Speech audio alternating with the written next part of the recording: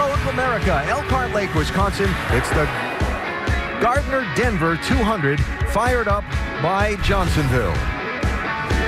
Moments away from the command to start engines and get today's 50-lap trip around this 4-mile course underway. First, we go trackside for the pre-race ceremony. And now, ladies and gentlemen, please rise and remove your hats as we honor America. Presenting our nation's colors is the Wisconsin Army National Guard.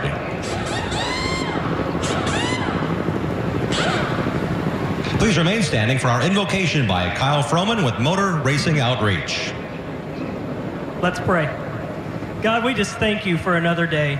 God, it doesn't take much time here at Road America to recognize and appreciate the beauty of the creation that you've blessed us with. We're so thankful for the talents and the passion that you've given us for auto racing that we're here to celebrate. But God, we recognize that we couldn't openly and publicly talk to you or be at this racetrack today if it weren't for the brave men and women who freely sacrifice and serve us. God, we ask your hand of protection and your hand of peace would surround them as they serve. God, today, whether we're competing, working, or spectating, God, we recognize your presence with us, and you ask that you keep us safe, that you protect us, and that you fill us with joy. May all that we do today honor you. In Jesus' name we pray, amen. And now, here to perform our national anthem, Christy Leak-Sodick. Oh, say, can you see by the dawn's early light what so proudly we hailed at the twilight's last gleaming, whose broad stripes and bright stars through the perilous fight o'er the ramparts we watched were so gallantly streaming, and the rocket's red glare, the bombs bursting in air, gave proof through the night that our flag was still there. Oh, say does that star-spangled banner yet wave o'er the land of the free and the home of the brave?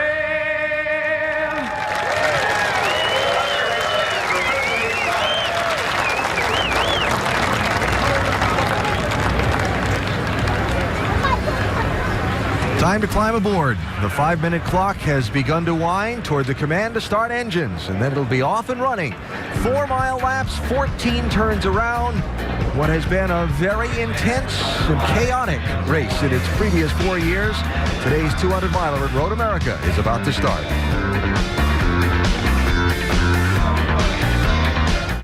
Fired up by Johnsonville on ABC.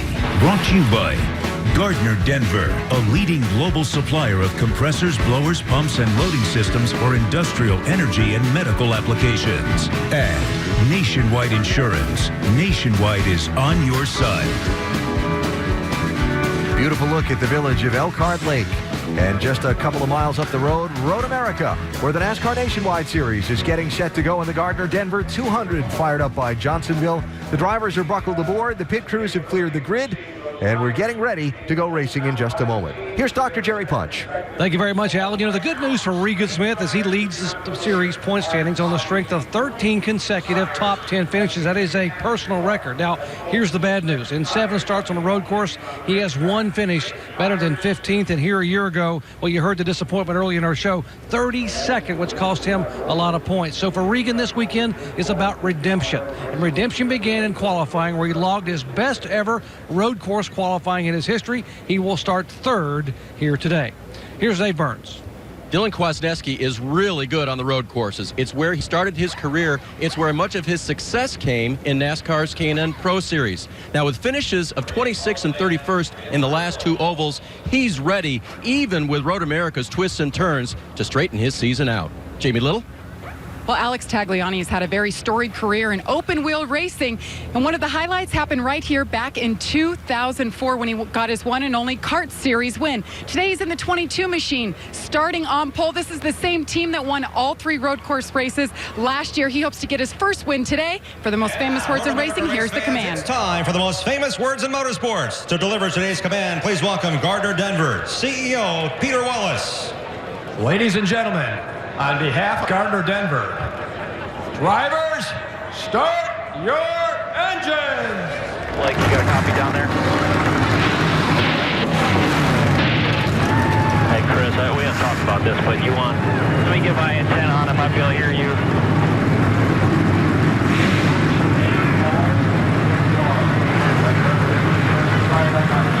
Time to go racing here at Road America. Continuing to watch the radar, watch the skies. Looks like it's going to be a dry race, but there are little showers that are out there. The rain tires are here. They do have the marker lights and the windshield wipers on the cars. If needed, this race could be run in the wet. Sam Hornish's team, do we leave this on? Do we take it off? What's the radar telling us? We're going to put it on. That could make for a twisted plot today, too. Sam's our ESPN in-race reporter. Starting in 4th position today, looking for his 2nd win of the season. We'll talk to Sam on the pace laps next.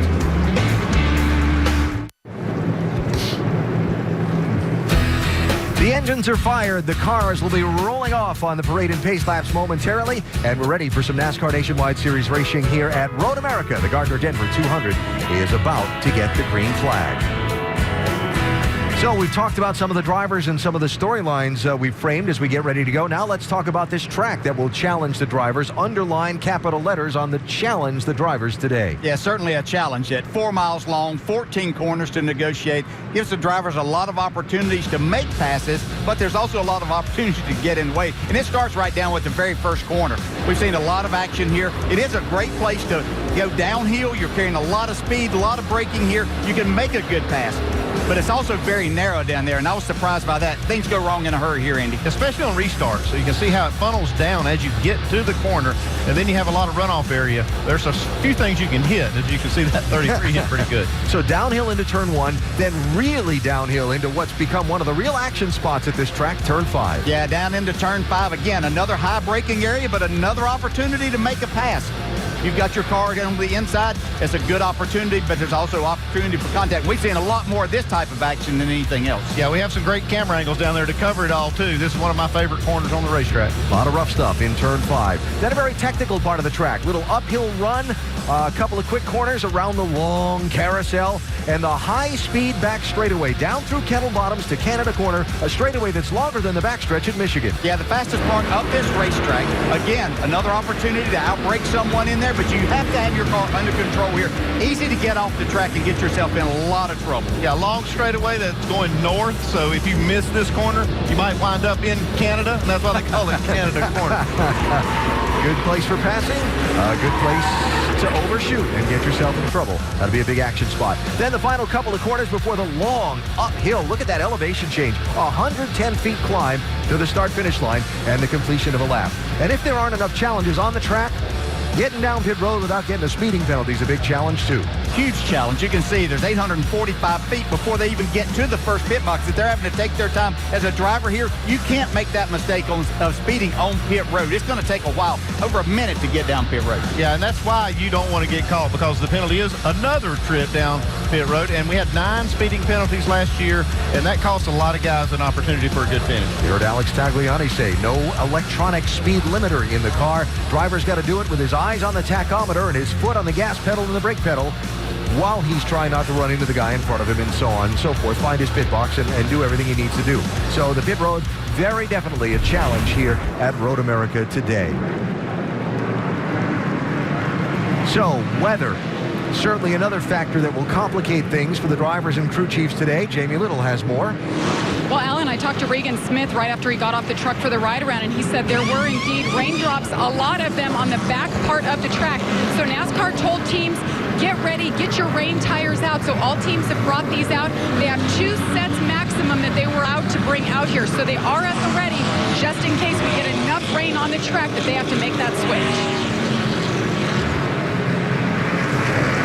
just another layer to the onion today here at Road America. So the cars are on the track, and when we come back, we will talk to the man who's going to be our ESPN in-race reporter on the day. Certainly one of the stories of the season in a limited effort for Joe Gibbs Racing. Sam Hornish has been, so far, spectacular. Everybody likes Sam Hornish. That's why it hurts so bad to see him hurt so much. 1 year ago, he was seeking a championship. This year, he's seeking a full-time job. Only 3 times this year he's had a ride, grabbing 3 top 10s and a win. Keep that up, and old Sam will be impossible to ignore.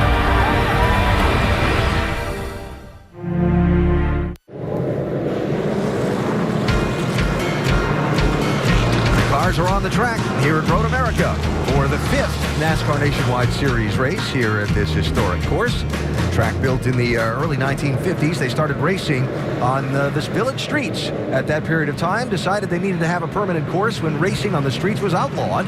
And so they built this place, opened it up in September of 1955. And, of course, the NASCAR Nationwide Series is a very recent part of Road America's long history. Cars working their way through Canada Corner now, facing north, as pointed out by Mr. Petrie. And they're coming around to get the 1-to-go signal. Still another whole pace lap on this 4-mile track before the green flag will wave. And as they begin to work their way toward the front stretch, we'll take the opportunity to check in again with our ESPN in-race reporter, Sam Hornish Jr., this time from in behind the wheel. He's lined up in 4th spot. Hey, Sam, Dale Jarrett, the ESPN. You have a copy? I sure do. All right, great, Sam. Hey, we had a lot of questions from your fans out there, and the mailbag question that we chose comes from Jackson in Interlaken, New Jersey. He says, what gives you more confidence coming into today, having already won a race this season or your past results here at Road America? I think the biggest thing that gives me confidence right now today is, how this car's been driving so far this weekend. Everybody here on this Monster Energy car has done a good job, and I feel like, we just need to be smart, play it safe, race hard when it's required, and do all the right things to be able to go out there. But I feel like this car has given me the most amount of confidence so far. Hey, Sam, with 4 miles and 14 corners to negotiate here, do you have specific places that you kind of have in your mind that are the places that are better for you to attack and others to just kind of get through the day? Well, obviously, any of the hard-braking corners where we have multiple downshifts are good, but really keeping your momentum up and doing the best that you can to take advantage of when other people have little slip-ups is really good. One of my favorite passing places here is actually down in the Canada Corner because you got such a good run off of the carousel and also through the kink that a lot of times you can let somebody get in there just a little bit too deep and you can make a good move on them getting down in the Canada Corner. All right, Sam, thanks for talking with us. We'll look forward to riding along with you, and good luck out there today. Now, Andy's going to talk to your crew chief, Adam Stevens. 10-4, thank you. Hey, Adam Stevens, Andy Petrie up here in the booth. You have us? Yes, sir, go ahead. Hey, Adam, we had a great mailbag question from Christina from Lake George, New York, and we thought we'd just put it to you. How many green-white checkered attempts do you think we will have today, and how do you and your crew chief account for that in your pit strategy? We'll let you take that one. Wow, if any one of us knew the answer to that question, we'd be all set today. That's one of those things that's just a product of this road course racing, and we feel like we're set up for one, and any more than one, there better be a lot of cautions leading up to it, or we're going to have to pit again. It's tough on a 4-mile racetrack. It's basically a gallon a lap, so that's a lot of fuel to be burning.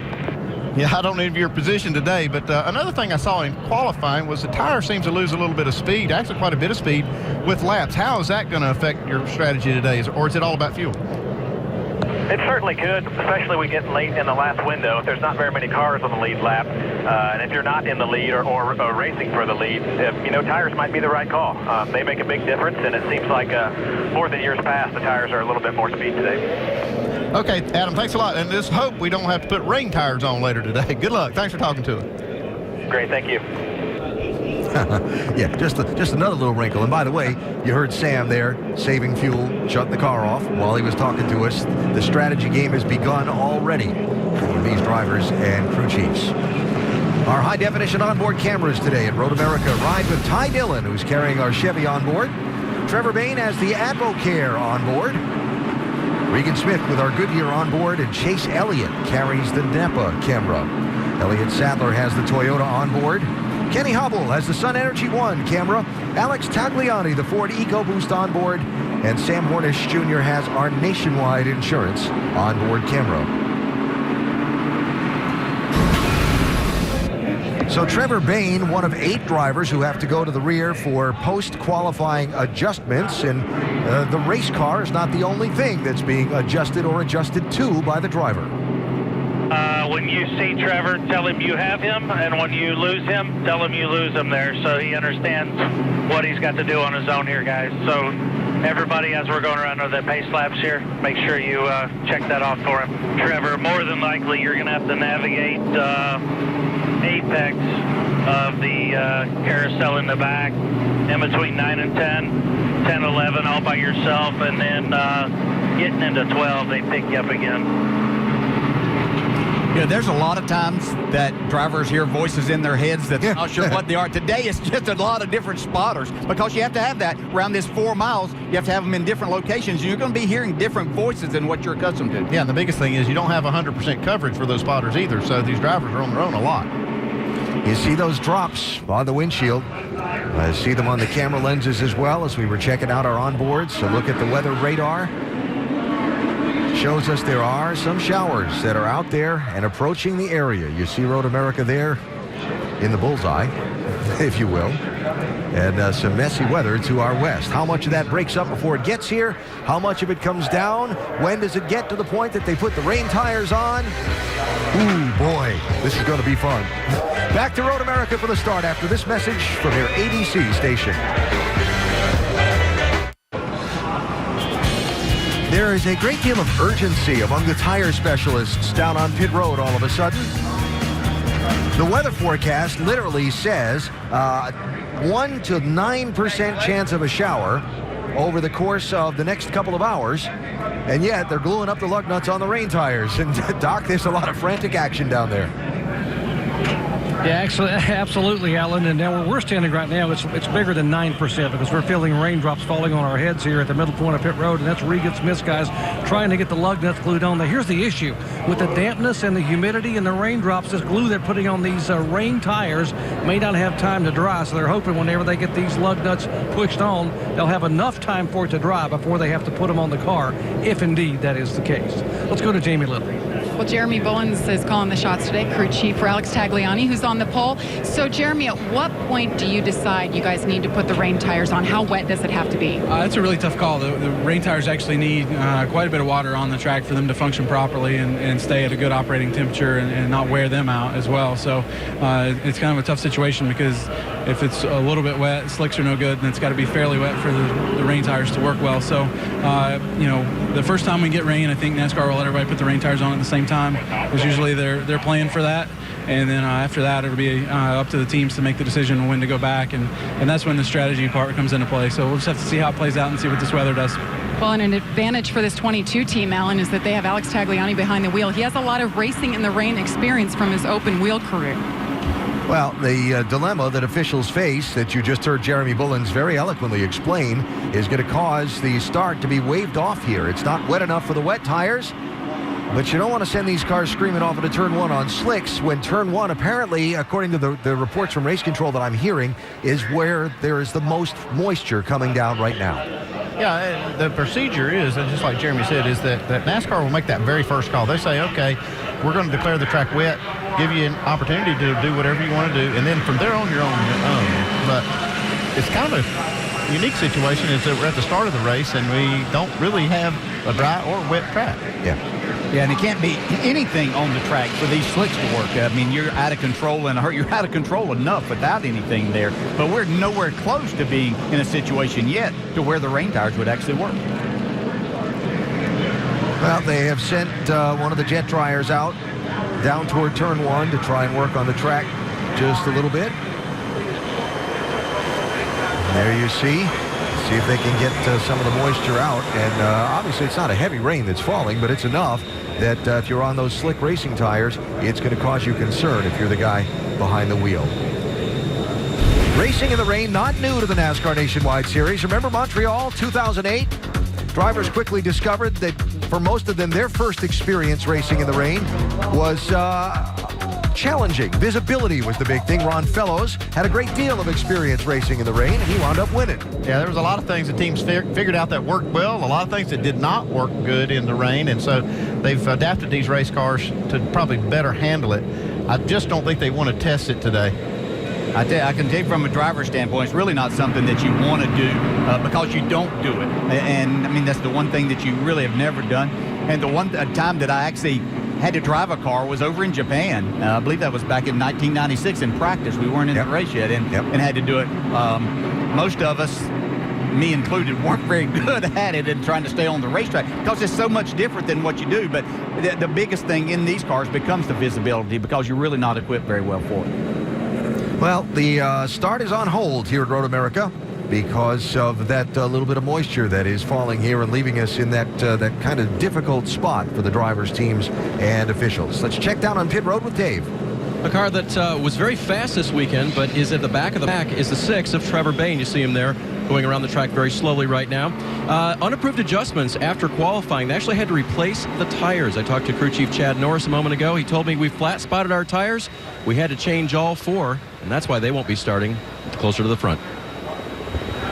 Well, whether they have to replace all 4 again before they get the green flag with ones that have treads on them is a question. Right now, again, showers on the radar, but it is not raining heavily here at the racetrack. There are, though, enough raindrops falling that give officials concern with starting this race on slick tires. And so you see the field about to head down the pit lane, and we'll go into a little bit of a delay here.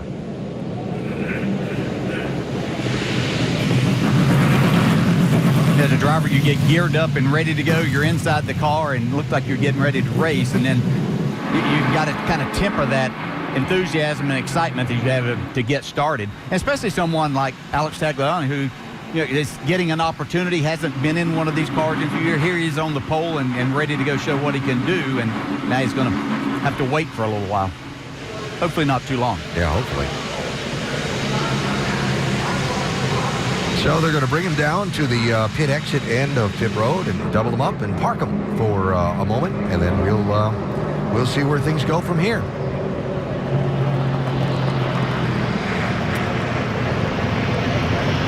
Not going to go to the rain tires right now, but again, the track not wet enough for wets, and it's not dry enough for slicks.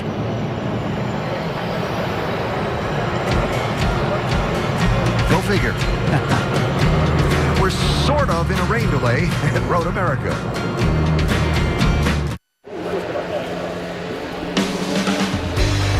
Couple of umbrellas here and there, but for the most part, the hardy Wisconsin race fans hanging out here at Road America, waiting for the Gardner Denver 200 to get underway. Nasty little streak on the radar showing some showers flirting with us. But I mean, come on. All this area back here that's pretty much wide open. Yeah, I think this is going to be actually a pretty short delay. I think that what I'm most worried about is this big old blob over here. Yeah, that'll come later. But if that big old blob gets here, then it's easy. Then you go to the rain tires. Yeah, it makes the decision easy at that point. Right now, they're just kind of in limbo. Well, let's see what some of the crew chiefs are thinking. They just ran three pace laps, so that's a little bit of fuel used. So the strategy games have begun already, right, Doc? Absolutely. Ryan Pemberton's neck's got to be sore. He's shaking his head back and forth when he's thinking about these rain tires and putting them on Regan Smith, his points leading driver. Ryan, what are the concerns overall concerns in terms of switching your car, your team now to rain tires if need be? Well, I mean, the concern is we haven't been on rain tires. We haven't run in the rain at all this weekend. We only got a short amount of time, like a year ago, to even run a couple laps in the rain, and the track wasn't really even that wet. So a lot of concern. Obviously, it's going to be, if we do get to that point, it'll be pretty exciting, and I think it'll be a lot of slipping and sliding because there's a lot of not experienced running in the rain drivers out there. So the situation we're in, yeah, we're concerned, but I think all in all, Regan's done a great job this weekend, and we know what the ultimate goal is, and keep it on the track and hope for the best. All right, Ryan said, they'd love to be able to change the setup on these cars because the rain tires are going to react completely differently on the racetrack, but they have no choice but to come in and put them on when told to do so. Let's go to Dave Burns. Scott Zipadelli has Dylan Kwasniewski behind the wheel this weekend. How prepared is he, and how prepared are you if we put some rain tires on these cars? That's a good question. We're not prepared for that, but I think we're well prepared for everything else, and I think we can handle it just fine. Car's good. Dylan's got good speed. Car's fast. I think this rain shower is going to blow over, and we're going to go racing in the dry. If not, we'll put rains on it, and he'll be fine. Let me just clarify. Did you install the options that you could in case it rains? We did. Yeah, we always do, just in case, especially when the weather's a little bit sketchy like it is here. It wasn't supposed to be this way, but one thing we can't control at the racetrack, and that's the weather. Always prepared, Alan. That's a crew chief's job. Gotta be. I wonder what our in-race reporter Sam Harnish saw behind the wheel and what he thinks of conditions and how close we are to going racing. Let's see if we can talk to him. Hey, Sam, Dale Jarrett, you have a copy? Yep. Well, wasn't expecting to get back to you quite this soon, but can you give us a little update of what you might have seen around the track as far as how long this may take and what corners may have been a little more damp than others? Yeah, turn 2 seemed to be the one that was the most damp at the time. The pace laps are slow, when we're rolling around here behind the pace car. It just doesn't allow us to put really any heat on the track, so when it does rain a little bit, it takes that much longer for us to get back around to it to dry it off. So I feel like if we were out there racing, it probably wouldn't have gotten quite as wet as what it was there. But it's kind of like one of those false starts there. If we just go back, hit the reset button, try it again. Yeah, I was kind of mentioning that, Sam. I've obviously, as a driver, I've went through things like this. You get yourself kind of excited, amped up, ready to go, and then you have to put that on hold. What's that like having to sit there right now and knowing that you have a car capable of winning here? You just want all of this to get by, but how do you kind of pass the time right now of discussing things with your crew chief? Yeah, we talked about how this affects our fuel mileage and things like that. The more laps we run around here before the clock starts ticking, the more it makes those windows start to move around a little bit. And I feel pretty good about where we're at, as far as the mileage and what we're doing here with our JGR engine package and what we get with our Toyota. But I really feel like we're just, I want to get racing because I feel like, as we get each one of those laps, we're closer to the end. But I really feel like, the bulk of what I'm looking for in this race, I'm going to try to keep everything clean, the fenders on it, and see if we can't get up there and get the lead. But I know that a lot of things happen in the last 10 laps of this race, so the big thing is, the key is to get to that point. Hey, Sam, one more question, and we'll let you go. But you talked about the fuel strategy and everything, and in talking to a different number of drivers, it's nonstop here for a driver. I mean, obviously, the 50 laps that you're racing, you're nonstop and working hard around here, this 4 miles. But around even the caution laps, you're having to save fuel at all times, so cutting the car on and off, so you really don't ever really get a break mentally here, do you? No, and I mean, it's one of those things that you've even seen some of the guys that are really good at this, make mistakes by either forgetting to cut the engine back on or to, they end up stalling the car or something like that. So not only are we trying to talk to our crew chiefs and let them know what the car is doing and watching who's around us, but we're also trying to save fuel as much as we can because track position is definitely key. So the less amount of times that you have to stop, that means you're able to stay up towards the front. And then you always got those green-white checkers at the end that really give you that, unknown variable. Because, last year I think we used up all 3 of the green-white checkers, and it was, really close for a lot of people on whether or not that they could make it. So I feel like, this is the toughest part about what we're doing right here. For me, I'm in the car, I'm ready to go. But, it's for Adam and the guys on the pit stand that are trying to figure out exactly, when we need to stop to be able to make it to the end. You run these races backwards, and even a lot of the oval races at this point in time, people are starting to figure out how to pit at the earliest point in time so that they don't have to stop again. That's great insight for our fans, Sam. Thanks a lot for talking with us. Thank you. Sam Harnish Jr., our in-race reporter, sitting in his car in 4th position on the grid, waiting out some wet pavement here. Oh, worn out already. Hope he finishes his nap before they fire those engines back up again. Oh, that's what he's getting ready for. He's making sure he can see all 50 laps when it starts. Yeah, there you go. Well, hopefully coming up very shortly. Coming up later, tonight at 7 Eastern on ESPN2 is the Auto Plus NHRA New England Nationals qualifying, with final eliminations seen tomorrow at 1 Eastern on ESPN. NASCAR Nationwide Series on to Kentucky Speedway next weekend. Our race is on Friday night at 7 Eastern on ESPN and also live on Watch ESPN. The Penske 22 won both Kentucky races last year for the series. June, and Ryan Blaney in September.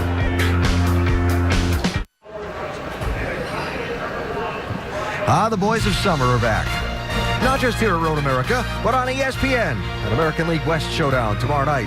The Rangers and the Angels, Adrian Beltre, Mike Trout. Going to be a good one. Both teams trying to stay alive in their division, chasing the A's, who just continue to win. Sunday Night Baseball, presented by Taco Bell, 8 Eastern on ESPN and also live on Watch ESPN. I note that the A's just continue to win because they've beaten my team the last 2 straight nights. That Mike Trout's fun to watch. What a baseball player. Isn't he, though?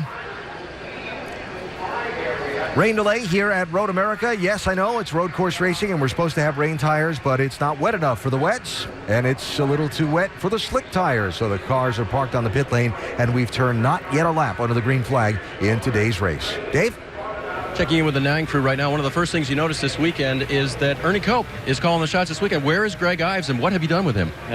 Greg Ives had a baby boy yesterday, so he's taking the weekend off, and we work pretty good as a group together, so we try to be just one big team. So it's Napa Chevrolet didn't qualify as good as we wanted to, but I think we're gonna have a good solid day and try to get some nationwide insurance points is the biggest thing.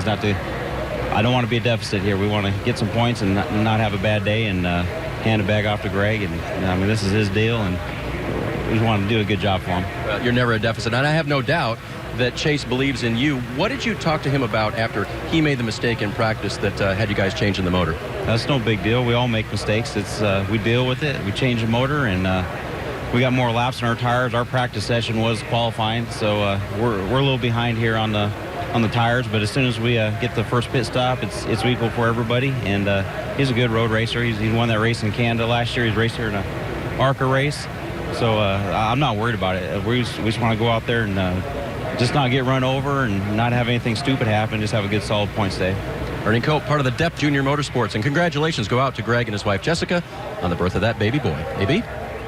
Dave, thanks. Chase Elliott there with a great qualifying run despite limited practice time on the track. Not really a surprise. Chase has been terrific every place he's been in this rookie season, and that in itself shouldn't surprise us much because, after all, like father, like son.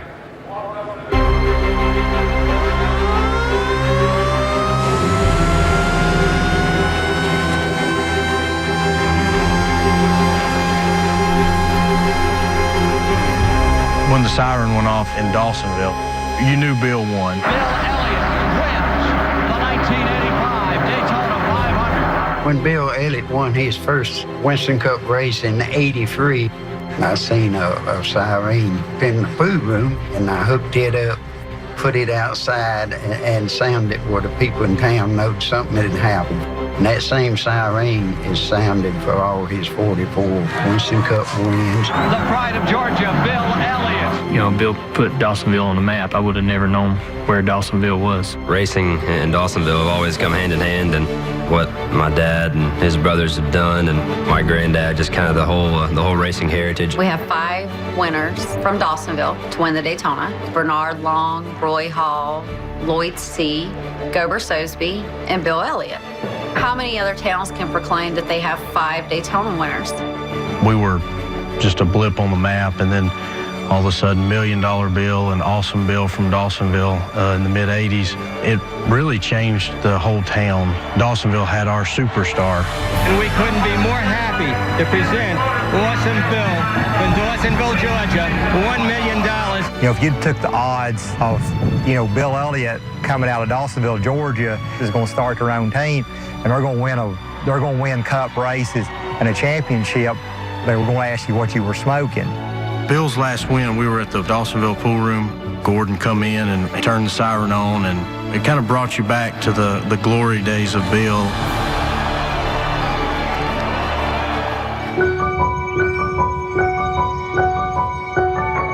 As young as I can remember him being, he always wanted to be a race car driver. He came to me when he was pretty little and said he wanted to race, and I said, that's between you and your mother. You work it out with her, and whatever y'all do is fine. I knew there was no fighting it. He and Bill had already been discussing it. Well, obviously, he got his way. The youngest winner in the ARCA Racing Series, the 9 of Chase Elliott. When Chase came, it's like history repeating itself. All of us that missed out back in Bill's heydays, he's our next generation. Times are different now than what they were when my dad was, racing. I've been really fortunate to have a lot of his supporters support me, and that's always comforting to know that those people are behind you. I don't want to say that it's going to put Dawsonville on the map, because Dawsonville's been on the map. But I think it's just going to explode again. The higher he gets up in the series, you can really start to see the town just, it's almost kind of like it's starting to swell with a little pride. And you see a lot of the younger generation get behind racing. We're looking for the tradition of racing in Dawsonville to extend a long time. And Chase is the one that's he's picking up the banner and he's taking it with him. When Chase started winning some of his earlier races, Gordon decided that he would do the siren again. I have a new siren for Chase Elliott, got it up on the pole. Really, ever since I started racing Bandoleros, that Gordon's been doing that on the weekends that we win. So that's a pretty neat deal to kind of keep that tradition going. The first time I sounded the siren for Chase, we hadn't sounded in a while for Bill, so people started coming out of the building, looking up in the sky, and they learned what it is now. When that siren sounds, everybody in town knows Chase has won a race. A lot of us had a lot of smiles on our faces after that feature first aired, and we learned that Chase really does understand the heritage and the goodness of Dawsonville. Tell us your biggest memories growing up of your dad racing and maybe being from that small town and having so much success. Yeah, no, I think the biggest thing for me, when I started racing late models and stuff out of the shop, a lot of those guys are still the same group that helped him race through the 90s, which is kind of cool. So I've always been around those guys. And speaking of one of those guys, Phil Seabolt, really good friend of mine who works at the shop, had emergency surgery last week, and our thoughts and prayers for him. Our sticker's actually up on the car. So thinking ahead this week, and obviously the heritage of Dawsonville is really cool, and I'm ready to get this race back going. We figured as much. Here, you want to keep this microphone? You want to take it with you? What's that? You want to take this microphone with you? I don't know about that. It's too much weight. Yeah, I'm kind of stuck. AB? We'll just keep the camera on you and watch and see how you extract yourself from there, Dave. See how long this takes. See if he gets uncomfortable. See if Chase eventually says, "What are you doing, you crazy person?" Yeah, I know, Dale, you can relate to this. The son of a famous and successful racing father, both the advantages and the expectations and weight that comes with that. Yeah, there's going to be a lot of comparisons and things like that. But I think as a son, you realize that you're probably never going to add up or measure up to what your dad was in most any case. All you can do is go out and be your own person, be your driver, and do the very best that you can. I did find that the pluses far outweighed any of the minuses that may come along with that. There were just so many things that it benefited you in. And in Chase's case, his dad still can get in a race car and help him a lot. And so that is a big advantage that he certainly has there to accelerate this learning curve that he may have. But he is so talented. Yeah, they're going to wear out that siren. They may have to get one or two more before this young man's finished racing. Yeah, that was my thought, too. He said Gordon bought a new siren for Chase. It better be a good one because it's going to get a workout. And I think it's so neat that they carry on that tradition of the town to do that. And they bring in the whole community, and it's just like you said, it's a big source of pride for a really small town in Georgia. Well, Chase Elliott already has 2 wins so far this NASCAR Nationwide Series season, and we expect we'll see him in victory lane a couple times more as these summer and fall months roll on. He and his team talking about, well, excuse me, what we all are now, the weather. Well, the longer we sit here, Chase, the bigger it's building up. There's going to be a good chance this thing's going to be running in the rain. Yeah, I figured that would be the case. Well, that's okay. I just wish they could go. I mean, let's say they're going to race in the rain, race in the rain. I mean, the track's wet, track's wet. Let's go. I mean, it's the same for everybody. If you go in there too fast, it's your fault. What do you think? I like that. I like his attitude. Yes. There's more than one way to look at it, though, but I like his attitude. He's ready to go racing. Let's do it. Yeah, he may change that attitude once he has to do that, but it's quite different than you can ever imagine as a driver. Well, you heard him talking about what they see on the radar. Here's what we see on the radar. That's a pretty heavy sail coming towards us. Might slip south, possibly. I don't know. We'll see. Did you know that in the brief history of NASCAR Sprint Cup racing here at Road America, they ran one of them in the rain? Do you know that? August 12th, 1956. The note's being held up right in front of you. It's the only Cup race ever run. Young Flock won that, yes. There you go. NASCAR race control telling the drivers 5 minutes expected start time for, I would say, the resumption of the race, but the resumption of the pace laps and the start of the race. Back after this from your ABC station. It's a big infield in this place. We had kids playing baseball in one part, got kids kicking a ball around in another part. Which, since we did the baseball announcement after the kids throwing the ball around, you could probably guess where this is going. FIFA World Cup live from Brazil. You can see it anytime, anywhere with Watch ESPN. Download the app. Visit Watch ESPN to see all the action. Of course, the match tomorrow that we'll all have our eyes on. The United States versus Portugal. 5:30 Eastern with coverage. Kickoff shortly after 6. The 2014 FIFA World Cup is presented by Adidas. What a game it was on Monday. In the 86th minute, when John Brooks Jr. put that one into the goal, the winner for the United States over Ghana. Important 3 points there as they try to advance out of group play and into the knockout round. The USA's draw putting them in a group with Ghana, Portugal, and Germany. A lot of folks called it the group of death, one that was going to be very difficult for the Americans to get out of, but they got those crucial 3 points, and now if they can get a tie or a win from Portugal, they will pretty well assure themselves of a chance to get into the knockout round at the World Cup. So that comes up tomorrow, 5:30 Eastern, and it'll be fascinating to see how that one turns out. Here at Road America, we've been idling by as some rain showers peppered this massive 4-mile course. It wasn't wet enough for rain tires. It wasn't dry enough for slick tires. But as you can hear in the background, the engines have been fired again, and the cars are about to be sent back out onto the racetrack. Doc? And we're down here in Brendan Gaughan's pit with crew chief Shane Wilson. And the last thing you wanted to see was that radar we're looking at here right now with a big green blob moving in our direction. And explain to us why.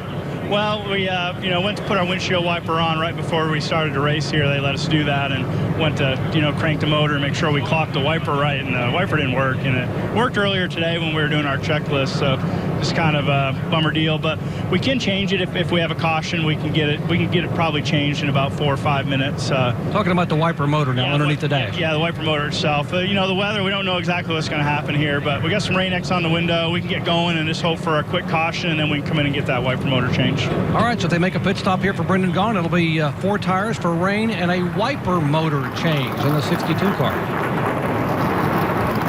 Not something you hear most normal weeks in the NASCAR Nationwide Series, but then most weeks we're racing on an oval track, and you don't even contemplate running in the rain here on the road course.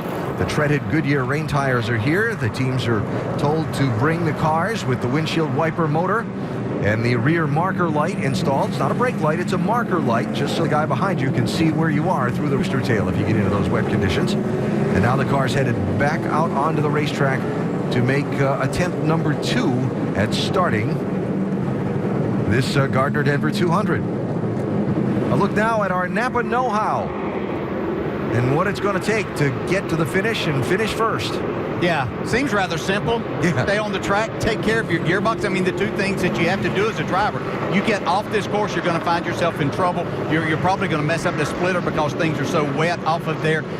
You just take away the chance that you have to try to win. And going through the gearbox, being as smooth as you possibly can there, that gearbox can affect a lot of other things in the drivetrain that could end your day. Yeah, I would add to that, yes, the whole drivetrain is really highly stressed at a road course because of the downshifts and the potential wheel hopping. All of that is really tough on the suspension and the whole drivetrain. And start saving fuel. That actually started back at the shop. They started building engine combinations just for this type of racing where you want to get the most fuel economy you can. So they're starting to save fuel even before they get here, and especially under these pace laps.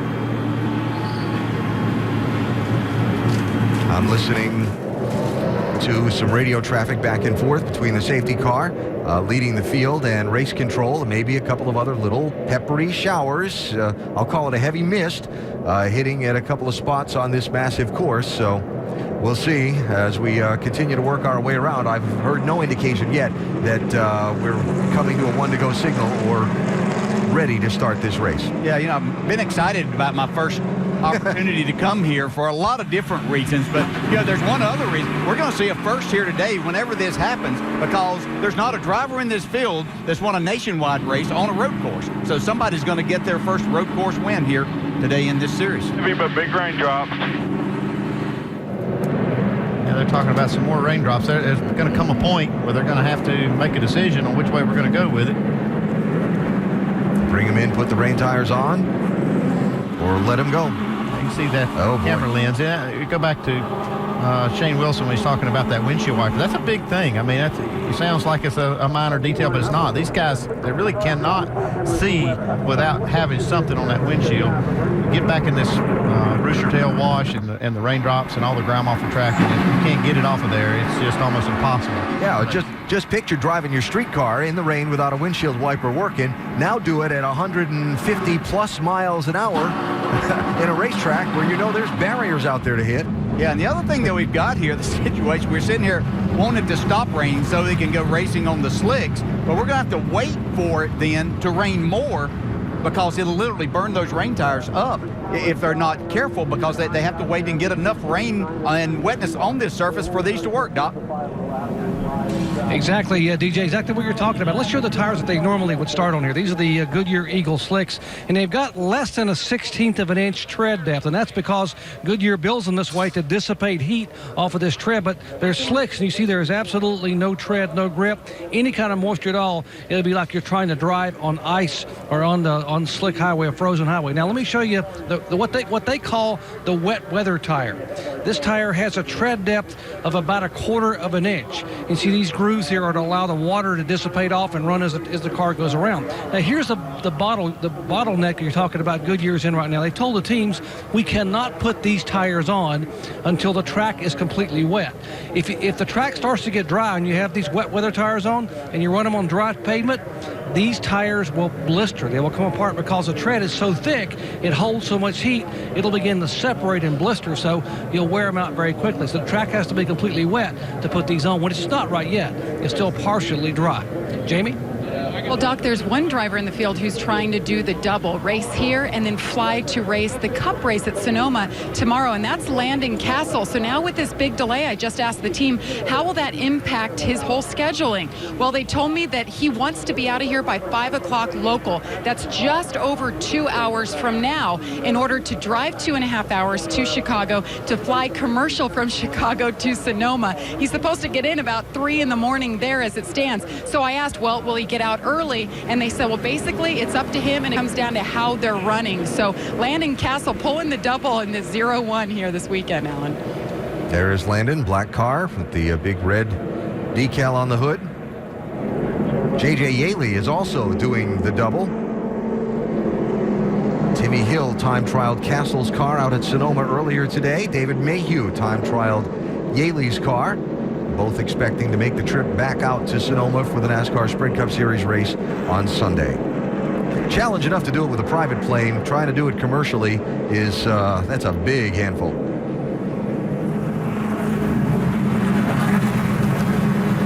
Caution is out. We've yet to see the green flag here at Road America.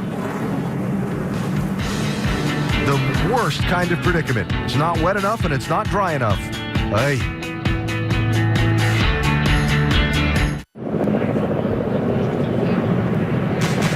TV's first interactive game show is coming. Rising Star lets you vote live and create a new star in an instant. Be there live for the premiere of Rising Star Sunday night at 9 Eastern, 8 Central, 7 Mountain on ABC. Elkhart Lake, Wisconsin, Road America, the NASCAR Nationwide Series race yet to start, delayed by weather. The field still bottled up behind the pace car. Dave Burns is still down in the pit lane. And Alan, one of the pleasant surprises this morning in qualifying was the 51 of Jeremy Clements, qualified a solid 13th. And when I checked with his crew chief, Ricky Pearson, about it, he said, you know what? I'm not surprised. We've run really well at these road courses, and Jeremy is a pretty solid road course driver. Said he's got a computer system at home, does some simulation racing so that he can get his rhythm right for these places, but Ricky just shook his head and said, it's good for us, and I'm not surprised. I'm not either.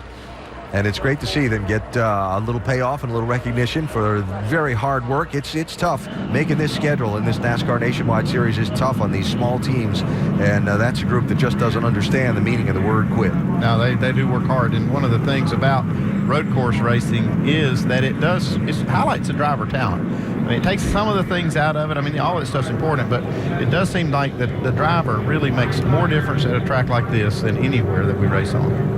Yeah, but it's nice to have somebody with the experience of a Ricky Pearson doing the things and getting your cars prepared and ready, and he does a great job. But Jeremy, as you said, does a really good job behind the wheel. We've seen him at a lot of different type of tracks, but you're right, and this does showcase your talents a lot. Jeremy lined up in the 13th position, getting ready to go. If we can get the green flag and get these track conditions suitable for full speed racing. Again, if you're just joining us, just little pesky, I'll call it heavy drizzle, keeps peppering parts of this massive 4-mile speedway. It's not wet enough to put the rain tires on, but it's not dry enough to send these cars screaming between those barriers at 150 and 60 miles an hour on slick tires if the track is damp. That's what we're fighting. And you'd like it to either just rain or not. Yeah, it needs to do one of the two. Not that we can control any of that, but that would be what we would prefer. Mentioned the Sonoma race a bit ago. Jamie McMurray winning the pole for tomorrow's NASCAR Sprint Cup Series race. Congrats to Jamie. The guy who won this race last year in the Nationwide Series, A.J. Allmendinger, shares the front row with him. Yeah, and another one, Kyle Larson, usually runs this series. He's out there. He qualified third. That was a good starting spot for him. Carl Edwards fourth, Kurt Busch. It'll be one to go when you get to the stripe. Rounding out the top 5, and there's good news. Like the sound of that. Yeah. Gonna be, man, it's raining hard. I kind of think they're giving one to go here each time. They can call it off in somewhere in this 4-mile area that they have before they get back around, but it's kind of like that they're getting it at different parts of the racetrack now, and that's just see this moving around this massive place. Showing that signal, as you know, from being behind the wheel, is also the opportunity for drivers to hit that radio button on the steering wheel and express their opinion as to whether the track is in good shape or not in good shape. NASCAR Race Control certainly has people monitoring a lot of that, and if there is a great deal of concern, they'll calculate and reconsider. Yeah, it's really ultimately up to the drivers. I mean, they're the ones that make that decision. NASCAR monitors them and listens to them because, you know, they're the ones that have to decide if the track is ready to actually get ready to race and go at speeds over 150 miles an hour. Well, one to go. What do you think about the track? I think we're going to go green. All right, that's a good thing. We'll be back in plenty of time for that finally green flag racing.